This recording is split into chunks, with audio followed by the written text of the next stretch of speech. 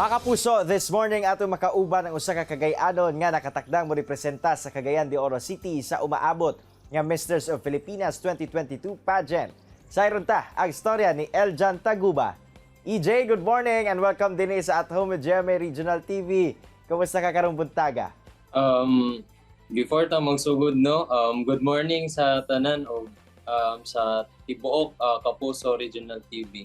Og okay ra ko sir, I've been prepared for this pageant yun kay medyo di gyud mawalang kulba. Maayo kay you are doing fine today, EJ. Pero unang-una, kumusta ba ang mga preparasyon nga imong ginahimo para sa Misters of Filipinas 2022 pageant? Unsa-unsa ang mga ginahimo nimo nga preparasyon?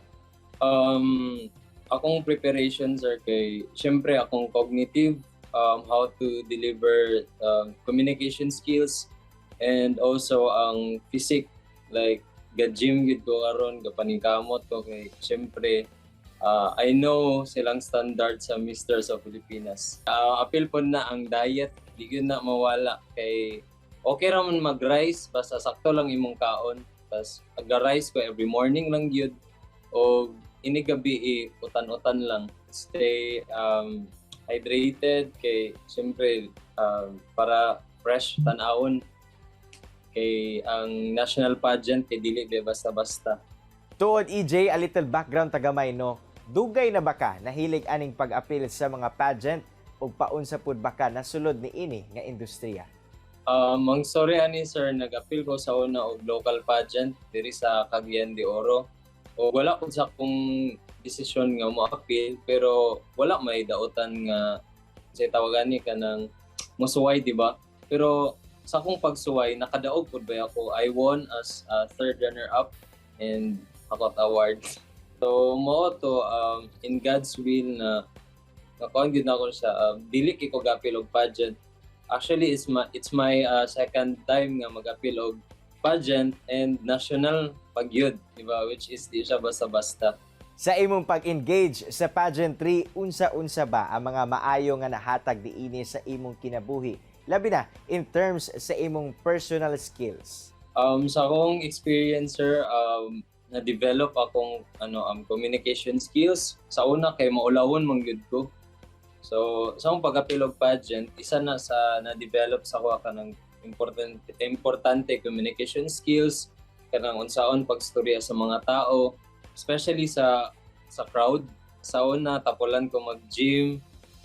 Sa una-una kay kapoy mag-diet pero importante gyud siya sir. At the same time imong makuha is gyud kanang lig-on imong lawas og healthy ka.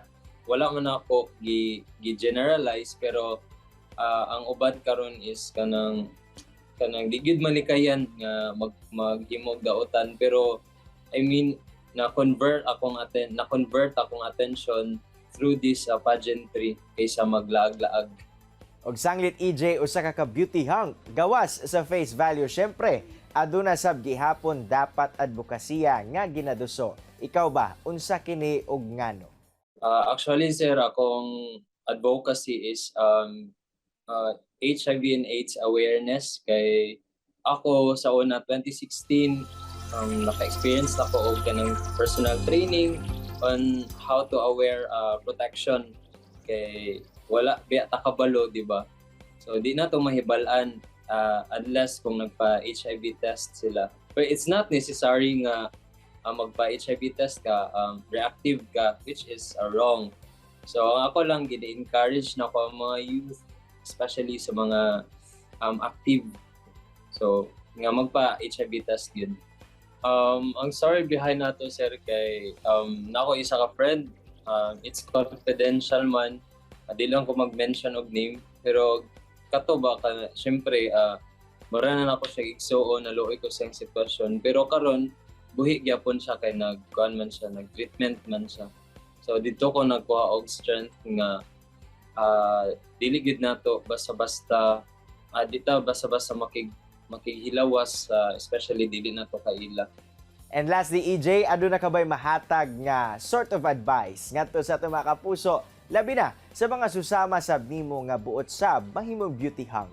Ang akong advice nga mahatag sila sir kay padayon lang kung na may mga plano nga mo-appeal para sa mga male pageant or sa babae beauty pageant. Padayon lang kay ako isa ka batan-on nga porsigido ko og mga pangandoy sa kinabuhi. Basta padayon lang sinungdamgo og ayo kahadlok. Daghang kay salamat sa oras kay mong gihatag diri sa At Home with Jemay Regional TV, EJ, and good luck sa imong apilan nga pageant. Thank you, sir. Mga kapuso, standby lang mo kay mo balik pa ang At Home with GMA Regional TV. Kini ang At Home with GMA Regional TV.